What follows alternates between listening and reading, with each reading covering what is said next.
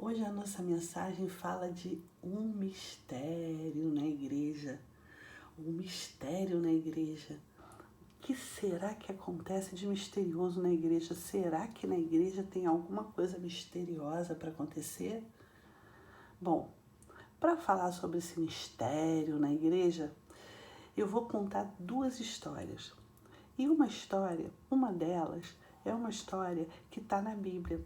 A Bíblia é um livro de histórias de pessoas, homens e mulheres que viveram de verdade no mundo e que conta a história da passagem delas por aqui, que muitas vezes são parecidas com coisas que a gente passa também aqui.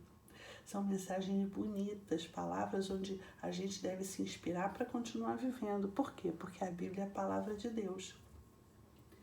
E vou contar uma história que, na verdade, é um mistério que acontece às vezes na igreja e que eu resolvi colocar no boletim para a gente entender mais ou menos que tem coisas na igreja que parecem misteriosas, mas será que são? São coisas que às vezes podem até nos assustar, falar assim, nossa, deve ter alguma coisa estranha acontecendo. Principalmente porque eu chego sempre cedo na igreja no domingo. E lá na igreja de Botafogo, olha lá nossa igreja, vocês se lembram, né? A igreja presbiteriana de Botafogo, olha na Rua da Passagem. Eu chegando cedo, geralmente eu encontro a porta aberta. Ué, que coisa esquisita, coisa estranha, eu preciso contar para o pastor o que está acontecendo aqui na igreja. A gente chega cedo, primeiro, e a porta já está aberta. E aí dá pra gente se assustar. Mas quando a gente vai entrando na igreja, a gente percebe que algo misterioso aconteceu. Afinal de contas, as luzes já estão acesas.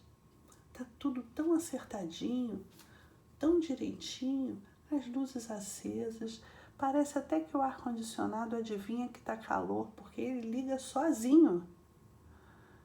Ele liga sozinho, ele desliga sozinho. Tudo certinho, luzes acesas, ar-condicionado ligado. E aí a gente vai entrando na igreja, sobe no segundo andar, ar-condicionado ligado, luzes acesas. O nosso departamento, todo certinho, todo direitinho, com as luzes do corredor também acesas, olha. E aí a gente vai andando e vai olhando sala por sala. A sala das sementinhas também está toda de luz acesa direitinho. A sala da Amigos. E é um mistério, porque afinal de contas eu não estou vendo ninguém aí na igreja. A sala do culto das crianças, a sala vermelha da Unidos. O que está acontecendo na igreja? E aí você vai andando e fala, gente, tem alguma coisa misteriosa, eu preciso chamar a polícia. Porque eu cheguei cedinho na igreja e as portas já estavam abertas, a gente tem que avisar a polícia. Só que não precisa avisar nada, sabe? Porque o misterioso que chegou mais cedo do que eu, ligou todas as luzes, viu se a igreja estava toda certinha e tal, deve ser o mesmo misterioso que também arruma as bandejas da Santa Ceia. As bandejas da Santa Ceia também estão sendo arrumadas nesse horário. E aí a gente percebe que não tem muito mistério nisso não. Quem será que prepara o pão, prepara o suco de uva dentro do copinho para as pessoas tomarem na hora da Santa Ceia? Deve ser a mesma pessoa que abriu as igrejas, ligou as luzes, viu se estava tudo certinho, se tinha algum problema na igreja, ligou o ar-condicionado. E não só isso, também essa pessoa que faz essas coisas todas e que parece um mistério, mas não é, também cuida das pessoas idosas da igreja, do serviço social da igreja, de ajudar quem está precisando, resolver vários problemas na igreja, vários, coisas até que a gente nem imagina. E aí a gente fica pensando, quem são essas pessoas que cuidam do bem-estar da igreja e dos seus membros? Quem serão essas pessoas que cuidam do bem-estar da igreja e dos seus membros? Existem homens na igreja chamados diáconos, que são as pessoas que cuidam disso. Então, quando eu chego na igreja e penso que eu já cheguei cedo, nada, Geralmente um diácono chegou mais cedo do que eu para cuidar de tudo antes que as pessoas cheguem na igreja. E esses diáconos são importantes. E aí vem a nossa história da Bíblia. A história que eu vou contar hoje é como que surgiram os diáconos. No livro de Atos 6, de 1 a 7, está escrito como que apareceu na vida da igreja essas pessoas chamadas diáconos. Então, aqui em Atos 6, de 1 a 7, a gente vê a história da instituição dos diáconos. Como é que eles apareceram? Esses homens escolhidos por Deus desde as primeiras igrejas no livro de Atos, que são os diáconos. Essa história começa quando Jesus ressuscitou. Jesus morreu na cruz e ressuscitou. E aí, depois que Jesus ressuscitou, antes dele subir aos céus, ele disse para os discípulos que os discípulos deviam ir por todo o mundo e pregar o evangelho para todas as pessoas, para toda criatura. E eles foram, os discípulos obedeceram. Mas eles começaram a perceber algumas coisas. Eles foram pelo mundo e contaram da mensagem de Jesus, contaram que Jesus tinha morrido e ressuscitado. E as primeiras igrejas, da primeira vez que eles contaram a mensagem, 3.000 pessoas creram na salvação, ou seja, eles estavam trabalhando de verdade para o evangelho ser propagado. Muito bem, os discípulos estavam corretos. Só que eles começaram a perceber que tem outras pessoas, outras criaturas que têm necessidades bastante reais. Muitos têm problemas de falta de dinheiro, falta de comida, falta de amor dos parentes, solidão, fome. Não bastava só pregar o evangelho e deixar as pessoas para lá. E aí a Bíblia conta que houve uma discussão entre as pessoas falando o seguinte, que as viúvas, lembram, é aquelas mulheres que perderam seus esposos, seus maridos. Naquela época, o homem trabalhava e sustentava a casa, e quando esse homem morria e a mulher ficava sozinha, ela ficava muito pobre. As viúvas também estavam muito pobres. Então eles começaram a perceber que não bastava somente pregar o evangelho, eles precisavam cuidar das pessoas que tinham necessidades no meio daquela multidão de milhares de pessoas que estavam aceitando Jesus como Salvador. E aí houve essa discussão, que eles estavam falando que, poxa, as viúvas estavam sendo deixadas de lado.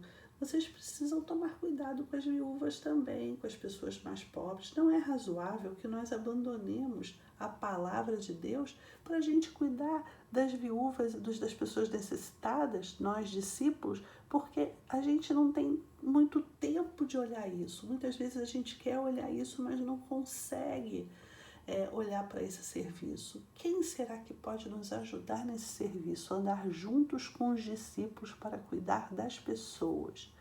E aí eles pensaram e resolveram fazer uma reunião entre eles para poder resolver. E aí tiveram uma grande ideia e falaram o seguinte: meus irmãos, eu tenho uma ideia, nós criamos uma ideia.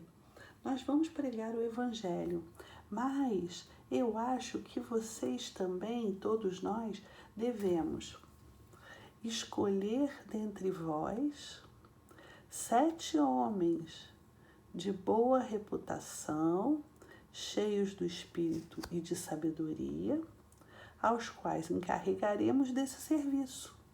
E quanto a nós, nos consagraremos à oração e ao ministério da palavra.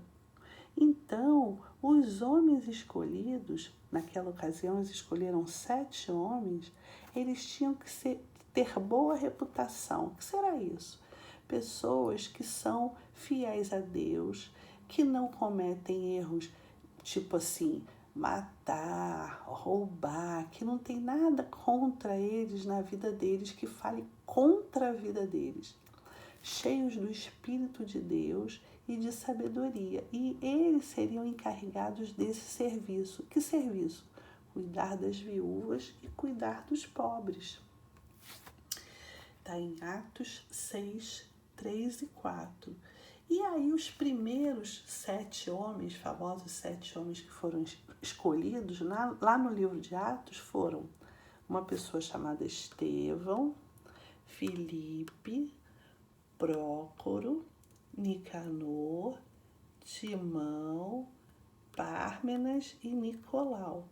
Desses aqui, a gente conhece bem a história do Estevão na Bíblia.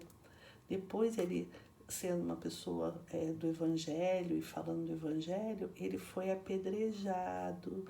Paulo viu o apedrejamento de Estevão e através daí foi plantada uma sementinha no coração de Paulo para ele ser missionário, mas essa é uma outra história. Mas se escolheu 7 homens de boa reputação, sabedoria e cheios do Espírito. Para quê? Para cuidarem dos mais necessitados da igreja, para não deixarem simplesmente somente a palavra ser pregada e esquecer de cuidar das pessoas. Não, as pessoas precisam ser cuidadas. Por mais que seja muito importante, e é muito importante que a gente fale de Jesus e fale da palavra de Jesus, a gente não pode esquecer de cuidar das coisas, das necessidades reais das pessoas, né? Então, eu acho que não existe mistério nenhum na igreja. São os diáconos que chegam cedinho, deixam tudo pronto, cuidam das coisas da nossa igreja, das pessoas. Essas 7 pessoas, elas foram colocadas no meio da congregação, de joelho, e os discípulos colocaram a mão na cabeça delas e oraram, e a Bíblia fala que eles elegeram essas pessoas, apresentaram-nos perante os apóstolos, e os apóstolos orando, lhes impuseram as mãos e oraram e fizeram deles diáconos. A partir de agora, vocês 7 são os diáconos da igreja primitiva. Ok, vocês viram os nomes dos 7. Agora, olha só, olha a fila de nomes. Esses aqui são os nomes dos diáconos da igreja presbiteriana de Botafogo.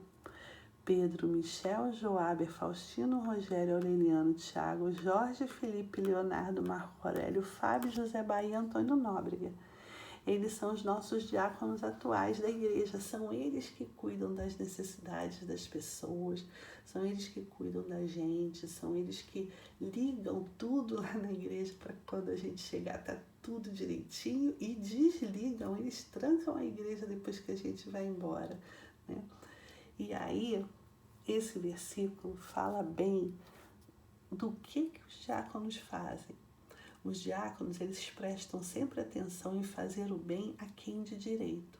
Porque na Bíblia está escrito, não te furtes, ou seja, não deixe de fazer o bem a quem de direito, estando na tua mão o poder de fazê-lo. Provérbios 3, 27. Então, os diáconos estão sempre prontos para fazer o bem, e a gente tem que aprender com eles a ter essas mesmas atitudes, sabia? Gestos carinhosos, palavras doces e amigas. Toda igreja precisa estar atenta para as necessidades da vida diária dos outros irmãos. Por quê? Porque os diáconos estão sempre prontos para atender todas as necessidades dos irmãos e dos serviços da igreja. Então, a gente tem que agradecer a Deus pela vida dos diáconos de todas as igrejas e também da nossa igreja presbiteriana de Botafogo. No dia 9 de julho, que já passou, né? Hoje é dia 12, no dia 9 de julho, a gente comemora o Dia do Diácono. E é por isso que eu contei essa história de um grande mistério que não era mistério nada na nossa igreja, né? Que as coisas aparecem, desaparecem. Não, não é mistério. Os diáconos cuidam da nossa igreja, do nosso bem-estar. E era essa a mensagem que eu queria contar para vocês hoje.